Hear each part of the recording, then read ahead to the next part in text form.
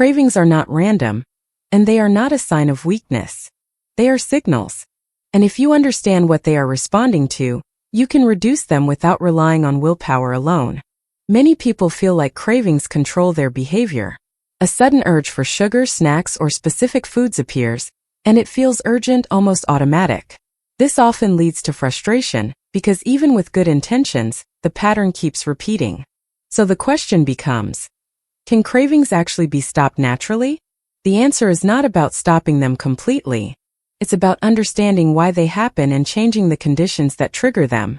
Cravings are usually the result of a combination of biological and behavioral factors. They are influenced by blood sugar levels, food patterns, sleep quality, stress, and even routine habits. When these factors are unstable, cravings become more frequent and more intense. One of the most common causes is inconsistent eating.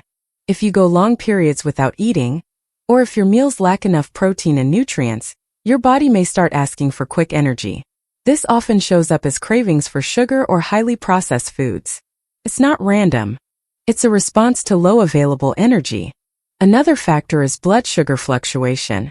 When meals are high in simple carbohydrates and low in balance, energy levels rise quickly and then drop. That drop can trigger another craving, creating a cycle that repeats throughout the day. This is why cravings often appear a few hours after eating. Not because you need more food, but because your energy levels are unstable. Sleep also plays a major role. When sleep is reduced or inconsistent, the body adjusts hormones related to hunger and satisfaction. This can increase the desire for energy-dense foods, especially later in the day. Again, this is not a lack of discipline. It's a physiological response. Stress is another key driver. When stress levels are elevated, the body may seek comfort or quick energy sources. This is why certain foods become associated with relief or routine. Over time, this creates learned patterns. You don't just crave the food. You crave the context, the timing, the environment, and the feeling attached to it. This is where habits come in. If you regularly eat something at a specific time like a snack at night, your body begins to expect it. Even if you're not physically hungry, the pattern itself can trigger a craving. So cravings are not just about food. They are about patterns. This leads to an important point. Trying to eliminate cravings with restriction alone often makes them stronger. When you constantly resist or avoid certain foods without addressing the underlying causes, your system remains in tension. Eventually, that tension builds up and leads to stronger urges. Instead of focusing on control, it's more effective to focus on stability. When your meals are consistent, balanced, and regular, your energy levels become more predictable. This reduces the biological triggers behind cravings. When your sleep improves, your hunger signals become more regulated. When stress is managed, the need for quick comfort decreases. And when habits are adjusted, the learned patterns begin to fade. This doesn't mean cravings disappear immediately, but they become less intense and less frequent. Another useful approach is awareness. Noticing when cravings happen, what time they appear, and what conditions are present can reveal patterns. For example, if cravings always happen late at night, it may be linked to fatigue, routine, or undereating earlier in the day.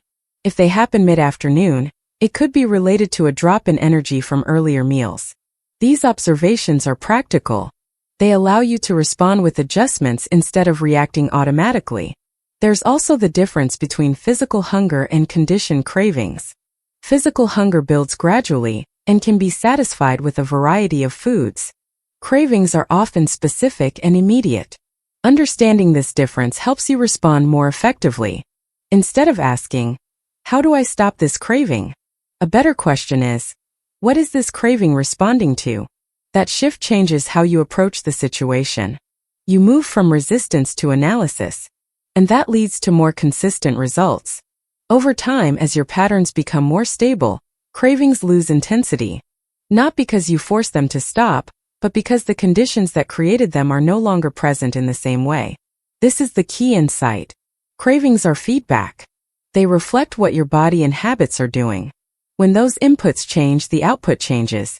In conclusion, it is possible to reduce cravings naturally, but not by trying to eliminate them directly. Instead, you focus on the systems behind them: nutrition, consistency, sleep, stress, and habits. These are the factors that shape how often cravings appear and how strong they feel. The process is gradual, but it is predictable. When the system becomes more stable, cravings become easier to manage. If you found this breakdown useful, consider subscribing for more content that explains health and behavior in a clear and practical way. In the description, you'll find a structured overview of the main factors that influence cravings, so you can review them and start identifying which patterns may be affecting your routine.